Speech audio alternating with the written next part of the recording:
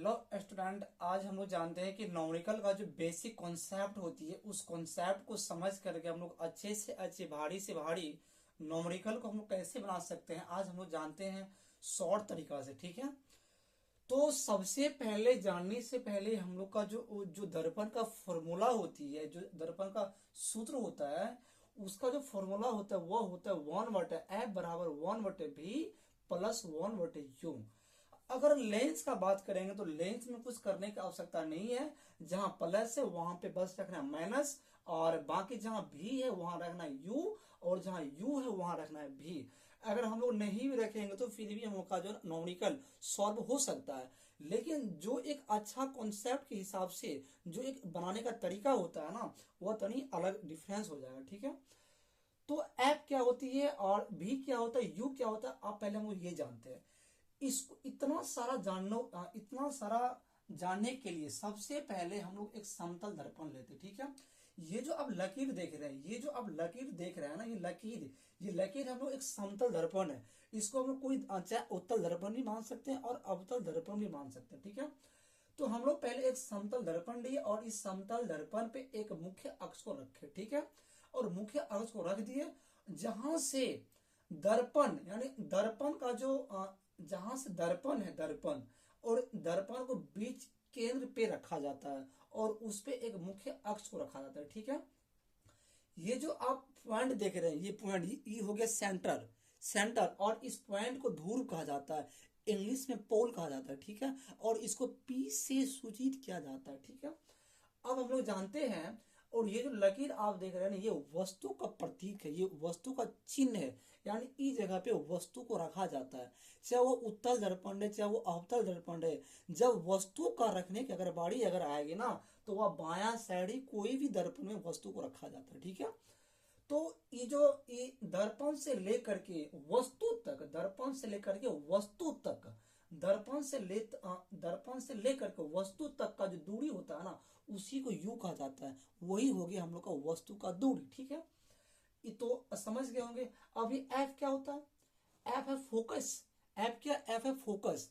अब F focus क्या होता है, आप पहले इस चीज को पहले आप अच्छा तरह से समझिए। ठीक है, देखिए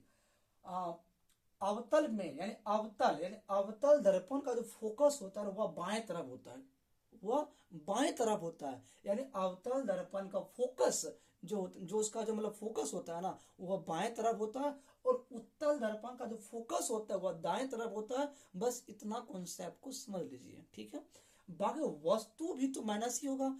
माइनस को फिजिक्स के भाषा में ऋणात्मक कहा जाता है और प्लस को धनात्मक कहा जाता है। ठीक है, तो इसको तो यहाँ पे लिखा हुआ है ये ऋणात्मक और धनात्मक। जब भी अगर फोकस का अगर बात आती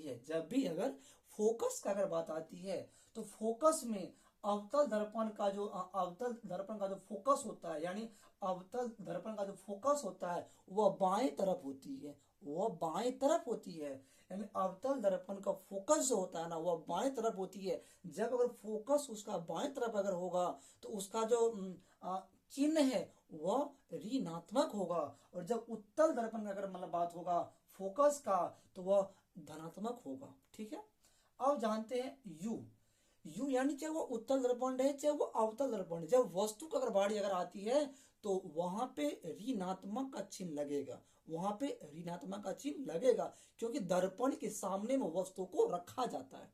ठीक है, अब जानते भी क्या होता है, भी हो गया हम लोग का प्रतिबिंब। ठीक है, भी हम लोग का प्रतिबिंब हो गया है। और पहले हम लोग जानते हैं अवतल का। जब अगर अवतल दर्पण को रखा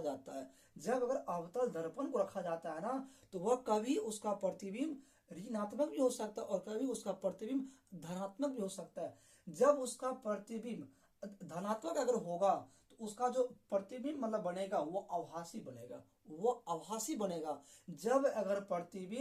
जब अगर अवतल दर्पण का प्रतिबिंब अगर ऋणात्मक अगर होगा तो वह वास्तविक बनेगा, और जब धनात्मक अगर होता है ना तो वह आभासी बनेगा। ठीक है, और उत्तल दर्पण का प्रतिबिंब हमेशा आभासी बनता है और हमेशा सीधा बनता है और हमेशा छोटा बनता है। इस बात को आप लोग सही तरह से समझ जाइए। ठीक है, अब यहाँ पे कुछ बातें हैं। इस लाइनिंग को मुख्य अक्ष कहा जाता है, इस लाइन को मुख्य अक्ष कहा जाता है। और ये जो है ना बीच सेंटर, इसको हम लोग पोल कहते हैं। फिर से समझिए, इसको हम लोग पोल कहते हैं और हिंदी में इसको ध्रुव कहा जाता है। और दर्पण के सामने में वस्तु को रखा जाता है, दर्पण के सामने में वस्तु को रखा जाता है।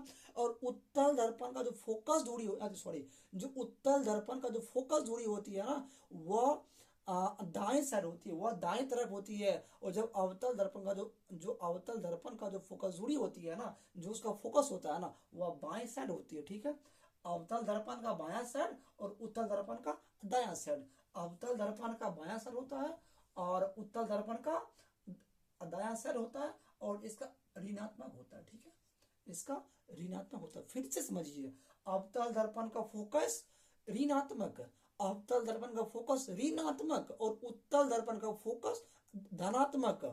और अवतल दर्पण का वस्तु, अवतल दर्पण का वस्तु ऋणात्मक और उत्तल दर्पण का जो है ना वस्तु ऋणात्मक ही होगा। और उत्तल दर्पण का जो प्रतिबिंब मतलब होगा वो ऋणात्मक होगा और हमेशा सीधा बनता है और छोटा बनता है। और अवतल दर्पण का जो प्रतिबिंब बनता है वो ऋणात्मक भी बनता है और धनात्मक भी बनता है, और वो आभासी भी होता है और वह वास्तविक भी होता है। वास्तविक कब होगा? जब वह ऋणात्मक होगा। आभासी कब होगा? जब वह धनात्मक होगा।